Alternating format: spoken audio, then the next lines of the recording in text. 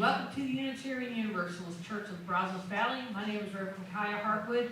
My pronouns are she, her, they, and we're real happy to see you this morning. We're going to sing out of the gray hymnals that are around you, number 396, but you may already know it. It's a round called I Know This Rose Will Open. So we'll sing it through a couple of times, and then we've got parts. We've got Joe here, and Darby, and myself. Would somebody else like to lead a part? Okay, we'll do it in three parts. It'll work. Three, so, okay, 4 times. Okay.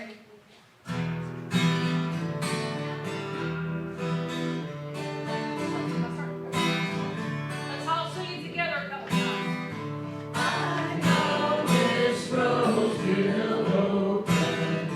I know my fears will burn away. I know my soul will unfurl its wings. I know this rose will open. I know this rose will open. I know my fears will burn away. I know my soul will unfurl its wings. I know this rose will open. So Joe is going to lead the first part. Pick some people. And I'll take the second part. Let me get this thing figured out here. It's a tangle. It is a How tangle. about we'll do right here, and we'll let you guys be in the Let me middle. see if I can. You guys are All right. 1, 2. My people. Yeah. All right.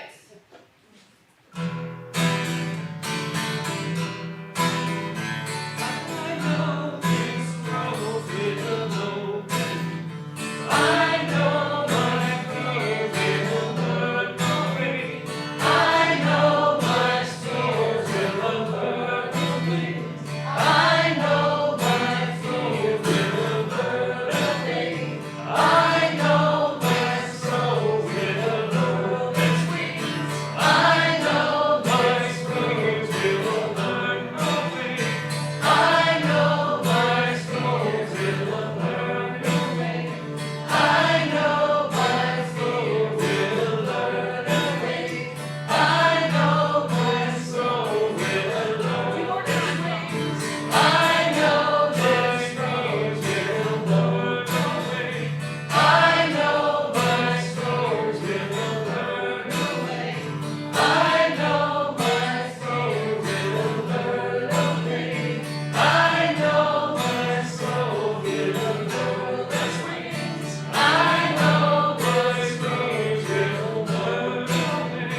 I know my soul will burn away. I know my soul will burn away. I know my soul will burn its wings. I know this rose will open.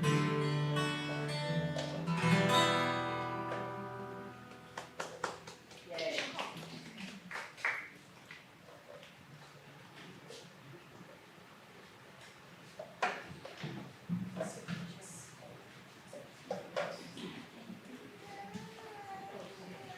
I got it. I've been short for a real long time. Welcome to the Unitarian Universalist Church of the Brazos Valley, UUCBV, or Brazos UU for short, like me. My name is Darby, and I am serving as your worship assistant today. And as we are a welcoming congregation, we celebrate and welcome all people of diverse sexual orientations and gender identities. We also strive to welcome people across diversities of race, age, abilities, immigrant status, and belief. We are also a congregation working for reproductive justice, so whoever you are, wherever you have come from, and wherever you are on life's journey, you are welcome here. We have a couple of announcements this morning. Our Soul Matters small group ministry can help you individually. For more information, see Reverend Kiya, or Allison's got a video on our She's shared it on Facebook, and I think it's on the website. We have 2 monthly groups that are about to start. I believe there might be some information on the table. You can also ask me. I'll be doing every third Wednesday in the middle of the day, like at 1 o'clock, and then there will be a Wednesday evening. Or is it Thursday? Okay. Thursday. Yeah. So Thursday evening. Yeah. Also, you can still get a ticket for the African American Museum banquet. The date is February 25th. The deadline for purchasing tickets is February 14th. Yeah, we have scholarships for 3 people.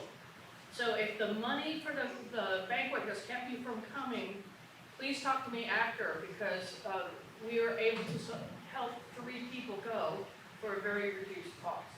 So let me know if you're interested in going.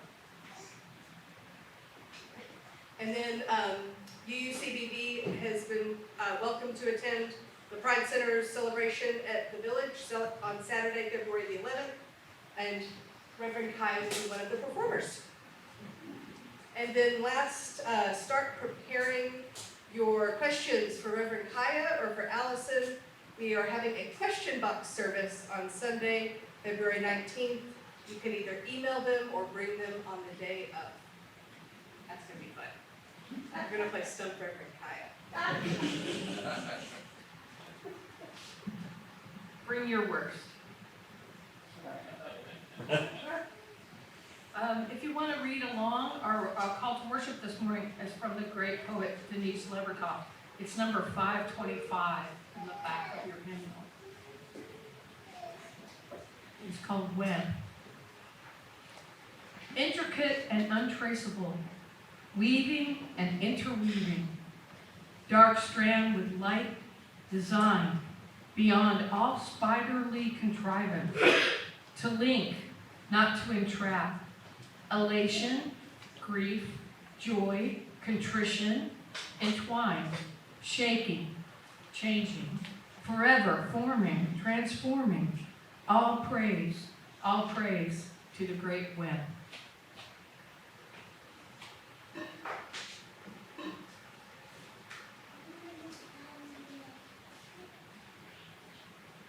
If you will, say our chalice lighting words with me. We light the chalice, the symbol of our Unitarian Universalist faith, as a beacon of hope for all who seek justice, dignity, and compassion, and in celebration of the life and truth and meaning we share together. Now all please join me in saying our affirmation. Love is the spirit of the church, and service is its gift. This is our great covenant, to dwell together in peace, to seek the truth in love, and to help one another.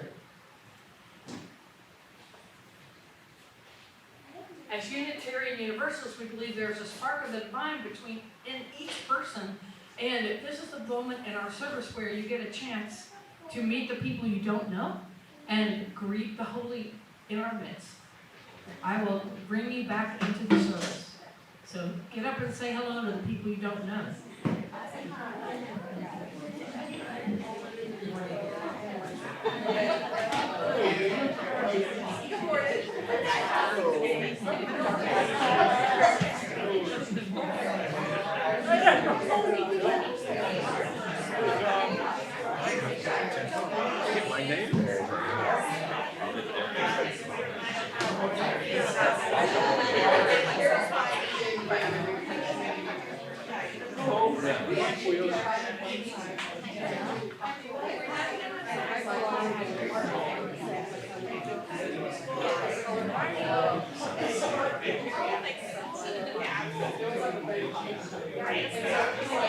Hello, good morning. Good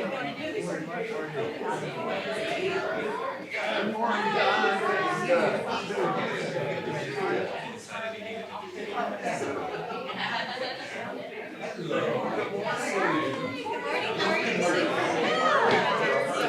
Yeah, well, he's ready, like, don't question it, just go. Yeah.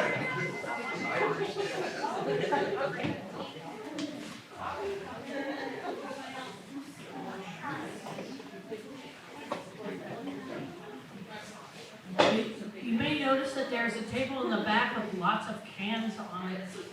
There's paper, there's art supplies, and people are making their own Change for Change bank. If you're not aware of our Change for Change program, keep your change and bring it back when you feel like good about your can, and put it in the offering plate. We keep all that change, and then MSJE gives that money away to deserving organizations in town. But we brought you banks, and there's paper back there, and art supplies, and glitter. So knock yourself out. Our Allison has a day off, a much-deserved day off today, and so you get me. And I am going to tell you a story. It's about Tiny T-Rex and the Impossible Hug. The illustrations are above. Go ahead. I have tiny arms. It is difficult to hug with tiny arms. Each day, I am growing taller, but my arms are still tiny. Hugging almost seems impossible for a Rex, as tiny as me, but I will try anyway. Pointy, that's Tiny's best friend, Pointy, who has points all over his back. Pointy needs me. Where is my father? I will ask him for advice. Hello, father. Revs are thinkers, not huggers. Perhaps instead of hugs, mathematics might be the answer to your problem. Pointy does not like math.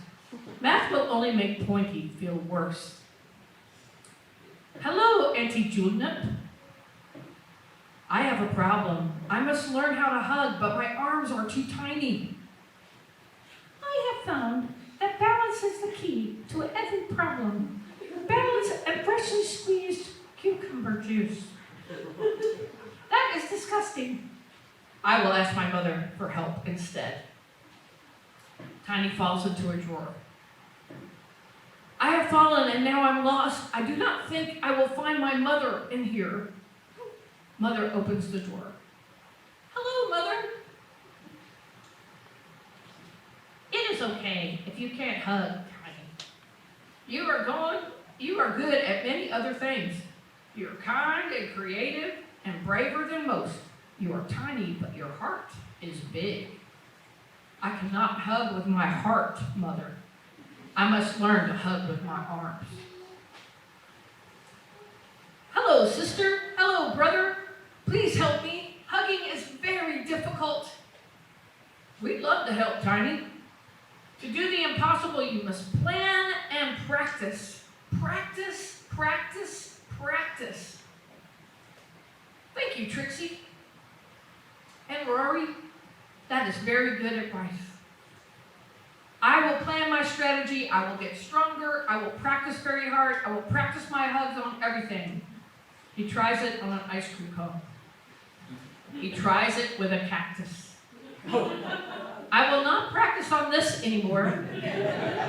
He gets cactus spikes all over his body. This tree is very big like Pointy. I will hug it. I am almost ready. I will practice one more time, and when I am done, I will find my friend. It wasn't a tree, but a pterodactyl lady. Not Tiny. Now Tiny is flying. This is not a tree. I have made a mistake. Please help. From up here, everything looks tiny, like me. I could hug anything I wanted. Now I am falling. I should not have let go. Now I will never find Pointy. Tiny lands on Pointy's head. Hello, Pointy. Hello, Tiny. I am here to make you feel better. I have practiced very hard and hugged many things. My arms are still tiny and my hugs are still tiny, but I will do my very best because you are my very best friend. Thank you, Tiny. That was the biggest hug ever. The end. Aww. And everybody's staying in the service today. Now we're going to have a special song, and we're really lucky that Joe is going to sing it and Ken's playing. It's by Peter Mayer, And listen to the words hard because it's part of the sermon. Everything is holy now.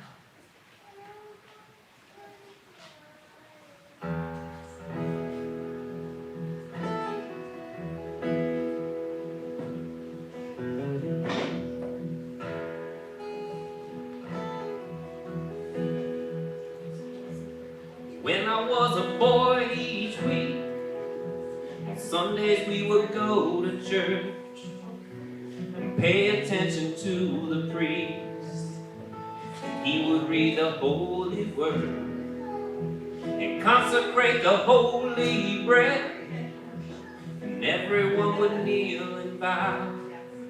Today the only difference is everything is holy now. Everything is holy now.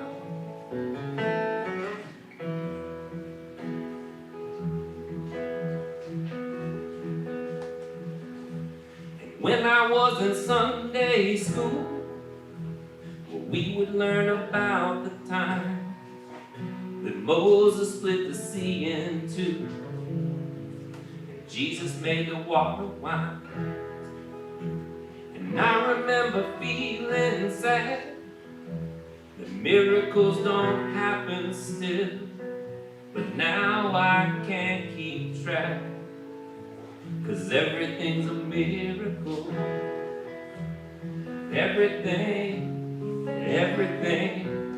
Everything's a miracle.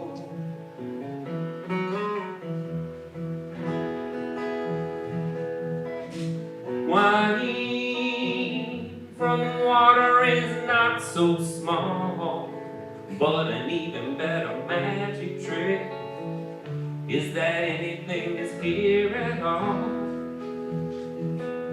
And so the challenging thing becomes not to look for miracles, but finding where there isn't one.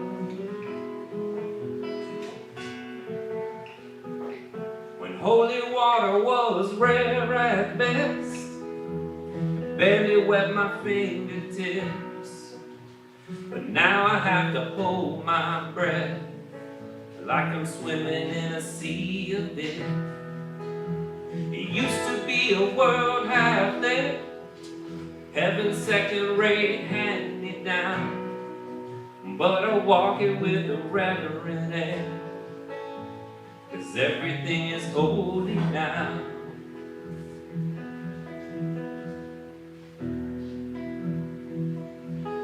Read a questioning child's face and say it's not a testament.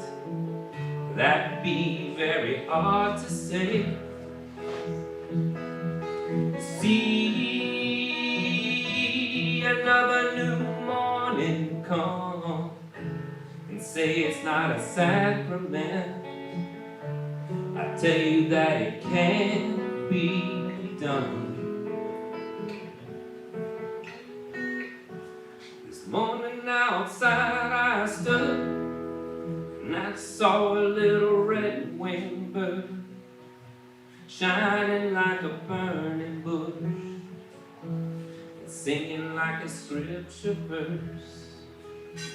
It made me want to bow my head. I remember when church let out, how things have changed since then. 'Cause everything is holy now.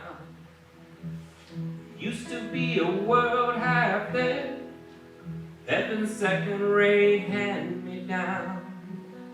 But I walk it with a reverent air, 'cause everything is holy now.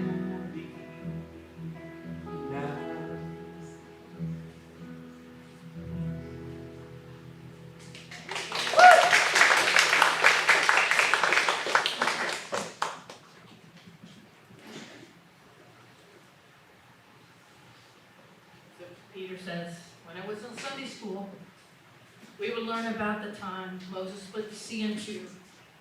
Jesus made the water wine. And I remember feeling sad. Miracles don't happen still. And now I can't keep track because everything's a miracle. Everything. Everything's a miracle. And Peter Meyer's beautiful song, Everything is Holy Now, Mayer's lyrics tell the story of a person who begins by only noticing holiness in church. It is about a man becoming awake to the miracle and richness of holiness in every aspect of his life. As Socrates said, wisdom begins in wonder. Because of the forced slowing and the home confinement of the COVID pandemic, we drastically altered our everyday business and packed schedules. Suddenly, we were faced with our own inner dialogues, our families, our food, our lack of friends, and the needs of our pets. I know, I felt the confrontation with the quiet emptiness of our day-to-day work and business. We faced sudden death, illness, disrupted expectations, and changes in plans. It was dramatic and profound. I would take a walk each day in my mask, and slowly, even the landscape changed. There were more animals visible. I literally watched the seasons change, flowers bloom, and the leaves turn and fall. I know many people responded to this situation by re-examining their priorities. Many people lacked spiritual or social connections and decided to change their future lives forever. Maybe you came to church because you were feeling the lack of that. I know a lot of people, the numbers, once people were able to go back in person, the numbers started climbing. As Rabbi Abraham Herschel wrote, wonder rather than doubt is the root of all knowledge. Sometimes our inner wisdom needs the drama of our circumstances to wake up to what is truly important. Even the standard definition of wonder has changed for me. According to the Oxford English Dictionary, what wonder is a feeling of surprise mingled with admiration caused by something beautiful, unexpected, unfamiliar, or inexplicable. I found instead that I was missing the profound wonder of the expected, familiar, and explicit. For surely they contain multitudes. My personal theology of my road to Unitarian Universalism began in nature. In junior high school, I intensely studied the works of Thoreau, Emerson, and the other transcendental writers. I realized that I felt a kinship with the transcendentalists. In fact, I thought they were all dead. I was like, oh, I think I'm one of these, but it's too bad all those Unitarians are gone. The sacredness in every person and all creation filled me with a certainty that I had found my people. I spent my childhood in the woods, camping, hiking, fishing, and walking. It was in the wilder places that I felt God keenly. I felt safe and at home there. Excusing the sexism of his age, Emerson describes this as, man is conscious of a universal soul within, or behind his individual life, wherein, as in the firmament, the natures of justice, truth, love, freedom arise and shine. This universal soul, he calls reason. It is not mine or thine or his, but we are its. We are its property and men. And the blue sky in which the private earth is buried, the sky with its external calm, and the full of everlasting orbs is the type of reason. That which intellectually considered we call reason, considered in relation to nature, we call spirit. Spirit is the creator. Spirit had life in itself, and man in all ages and countries embodies it in his language. As the Father, Ralph Waldo Emerson in his essay, Nature.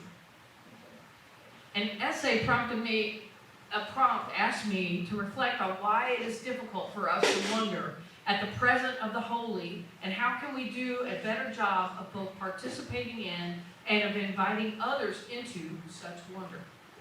I agree that our Western culture, North American culture, is grounded in values that emphasize our usefulness. What do we do? What uses can we find for our natural and human resources? Our cultural focus is on productivity, not beauty, and not wonder. Beauty and wonder are only for the successful, the ones who have the means to travel or hire gardeners and landscapers. This lack of appreciation for beauty and wonder lies in the values passed down by our white colonizer ancestors, our slaveholders, and those who carry the idea that they should work toward a future in heaven and not hold too much focus on worldly things. We were taught not to love the world too much. Our Unitarian Universalist forebears, known as the Pilgrims, fear of the wilderness around them. Johnson, in his article on the Puritans and their views on the wilderness, writes, ironically, these Puritans, who were rebels in the old civilization, attempted to enforce that same civilization on the pristine new world to which they fled. Nature and the wilderness, which represented the dark evil in human life, became the transplanted Puritans' enemy. I still believe that that's in our culture now. The Puritans and Pilgrims firmly believed they were predestined chosen people who would transform the lands and the heathens around them into a godly city on a hill. This mixture of settler's mind and Christianity is the underbelly of our approach toward how we should live our lives and what values we should point our energies towards. The values of the indigenous earth-based peoples they met were devalued and pitied at best. The European diseases that ravaged the native population seemed to the newly arrived as a signal that God liked them better, and that God had chosen these people and cleared out all the indigenous people with the European diseases so that they could take it over. In the King James interpretation of the Bible that the early settlers revered, a few verses supported the idea of stewardship of the lands promised to the chosen. The select Bible passages confirm the practice of new arrivals. We are only 400 years from such ancestors, and many churches still instill this prosperity-based belief. You know, God likes you better so you have more things, you have more money. Anybody ever heard that growing up? Then God said, let us make man in our image, after our likeness, and let them have dominion over the fish of the sea, and over the birds of the heavens, and over the livestock, and over all the earth, and over every creeping thing that creeps on the earth. That's from Genesis, 1st chapter, verse 26. Many of the climate crisis issues that our generation and future generations have to wrestle with call for a realignment to create a culture built on mutual respect for all people, true democracy, and a celebration of art, beauty, and especially wonder. To find a spiritual centering that will help us live as part of the web of existence, rather than the dominators of that existence. Theologian Thomas Traeger writes, the necessity of beauty becomes apparent when we consider the whole human community struggling to come to terms with a global economy, pluralism of cultures, and an ecological crisis. We are engaged in a battle between vast destructive systems which feed on sameness, uniformity, and power, and the fragile diversity of the human species as we struggle to evolve, not according to some evolutionary myth of progress, but according to that innate desire within our species to make meaning, to imagine worlds, to create beauty, even amidst violence and destruction. Fortunately, many other religious traditions subscribe to a more web-like understanding. 12th century Chan Buddhist master Hanji tells us to wander into the center of the circle of wonder. He goes on to instruct, you must purify, cure, grind down, or brush away all the tendencies you have fabricated into apparent habits. Then you can reside in a clear circle of brightness. In Hinduism, One of the unifying tenets is unity in all diversity. Vashihava Kutai Bhakta, meaning the whole world is a family, Sanskrit. Taoists and Shinto writers also preach a similar message. We will need to create new rituals and liturgies that can ground our evolving beliefs to root the needs of all of us in forms we can all understand, regardless of our theological differences. We need Peter Mayer to write that song, right? And we need to adopt it into our worship. So Tina Beattie says, in a world filled with terrors, the heart longs for a vision of divine beauty. And when the church fails to attend to beauty, the life of faith becomes grim and onerous. Contrary to the opinion that an appeal to the arts is elitist and highbrow or of little interest to most worshipers. The data realize that the vast majority of church members in all three Christian traditions, the evangelicals, the mainline Protestants, the Catholics, consider the arts, here referred to painting, sculpture, music of all kinds, dance, theater, and creative literature, to be important in their personal lives. Among evangelicals, 3/4 of the people believe that. And among mainline Protestants and Catholics, more than 4 in 5 do. This means that the typical pastor looking out at his or her flock on any Sunday morning can be pretty sure that most of the congregation has some appreciation of art. Our tasks are many. One of these is to create the creation of worship and belief to arm us spiritually for the challenges facing humanity and the planet. The famous Unitarian Universalist minister, Robert Fulghum, who you may know from everything important I learned in kindergarten, said, "Be aware of wonder. Live a balanced life. Learn some and think some and draw and paint and sing and dance and play and work every day some." This sounds like a prescription we can follow. A balanced life is an excellent place to begin. To transform our culture and save the planet, our activism needs to be accompanied by spiritual underpinnings. We need each other, faith, art, balanced lives, psychology, environmental philosophers, and liturgies dripping with beauty and wonder. This is how we can heal ourselves and our world. This is how we can see the holiness in everything. Thank you.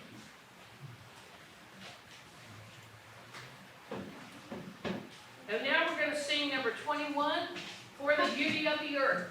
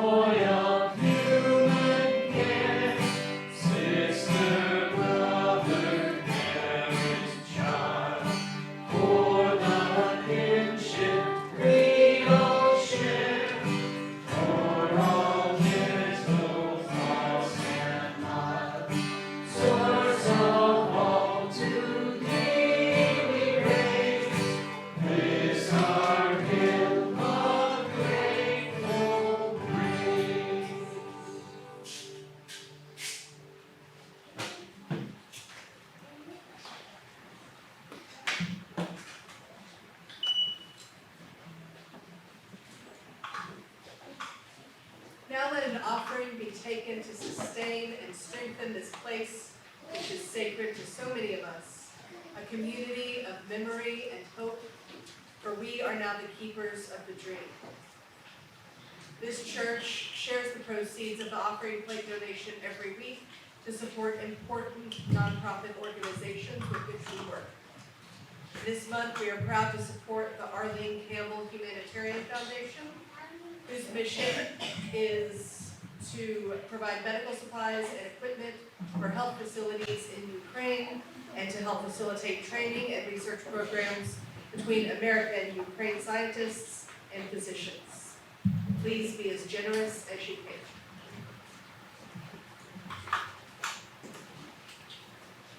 I wrote this song for a staff member of mine who was going through transitions. It's called Chrysalis.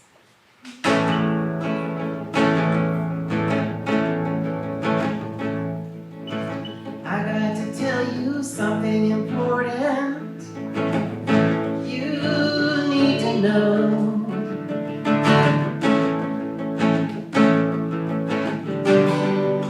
You're gonna be fine. They said the walls were there for protection. That used to be true.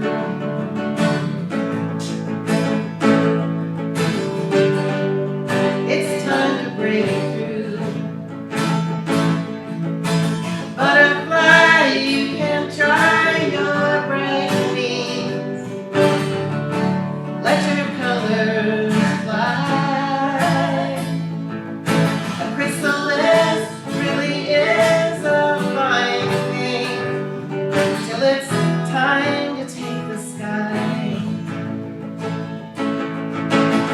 It feels like it's all falling apart, but what's happening is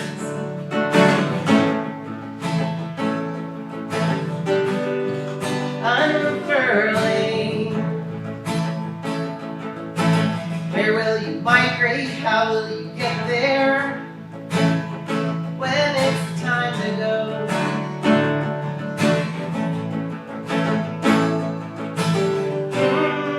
You'll know. Butterfly, you can try your bright wings. Let your colors fly. A chrysalis really is a fine thing, till it's time to take the sky.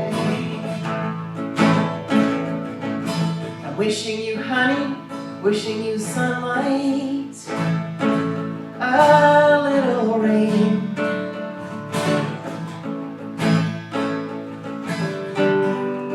Not too much pain. And in the end your body may break, but your spirits do.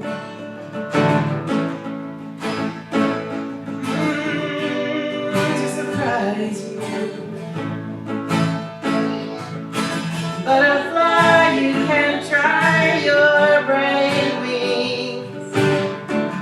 Let your colors fly.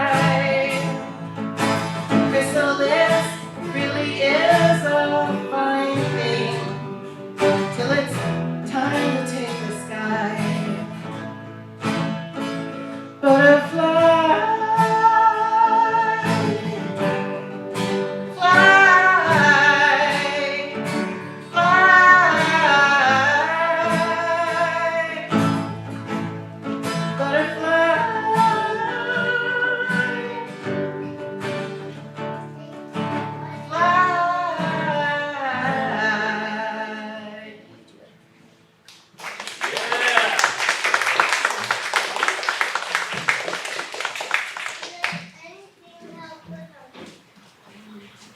We give thanks for these gifts we have given, for those we receive, and for each other. May your generosity return to you tenfold. And now please join me in extinguishing the chalice.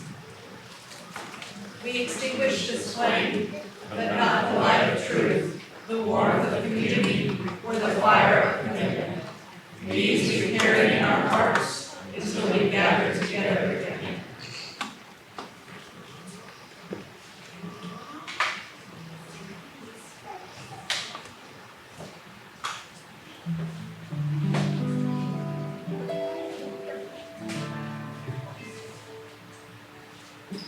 So, our benediction today is a song of mine called Singing with the Red Wolves.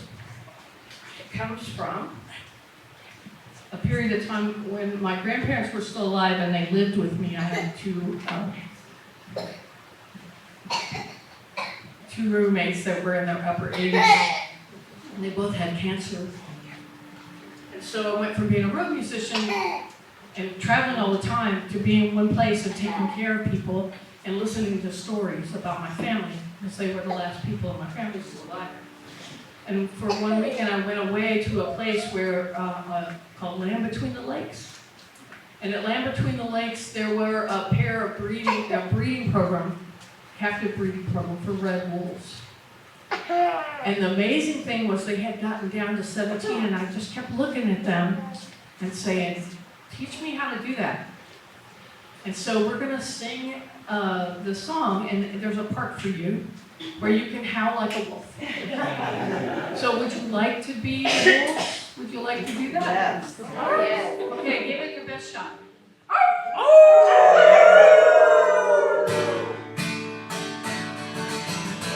Lots of people are gonna help me out with this song.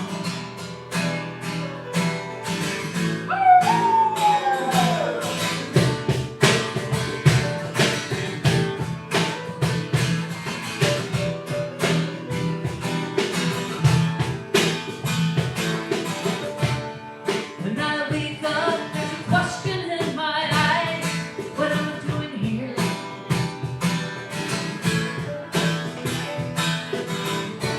Feel the heat of you, not in there beside.